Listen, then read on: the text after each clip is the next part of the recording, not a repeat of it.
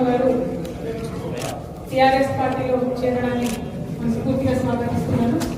వారు సదాశివపేట ఏరియాలో కూడా వారి నాన్నగారి సమయం నుండి కూడా సమాజ సేవలో ఉండడం, తదనంతరం సంగారెడ్డి జిల్లాలో ఉన్న అనేక సమస్యల మీద కూడా యాక్టివ్గా ఇప్పటికి కూడా పోరాటం చేస్తూ ఉండడం, భారతీయ జనతా పార్టీలో స్టేట్ ఎగ్జిక్యూటివ్ మెంబర్గా ఉండి మన పార్టీతోని తెలంగాణ ప్రాంతానికి పెద్ద ఎత్తున లాభం జరగడం లేదన్న విషయాన్ని గ్రహించి మరి నూతనంగా ప్రాంతీయ శక్తిగా ఎదుగుతున్నటువంటి తెలంగాణ రక్షణ సేనను మరింత బలోపేతం చేయడానికి వారు నిర్ణయం తీసుకొని రావడానికి స్వాగతిస్తాము.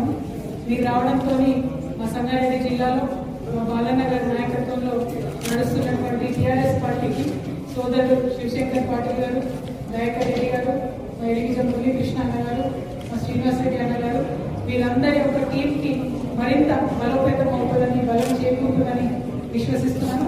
అల్టిమేట్ గా సంగారెడ్డి జిల్లా సమస్యల మీద అలసట లేని పోరాటం చేయాలి. మీరు ఈ పార్టీలకు వచ్చినట్టు రెస్ట్ ఉండదన్న, రెస్ట్ లేకుండా పనిచేయడానికి సిద్ధమవ్వాలి. ముఖ్యంగా 2వ తారీఖు నాడు పెద్ద ఎత్తున ఉద్యమకారుల కోసం తెలంగాణ రక్షణ సేన భూ పోరాటం చేస్తూ ఉంది. ఆ భూ పోరాటం విజయవంతం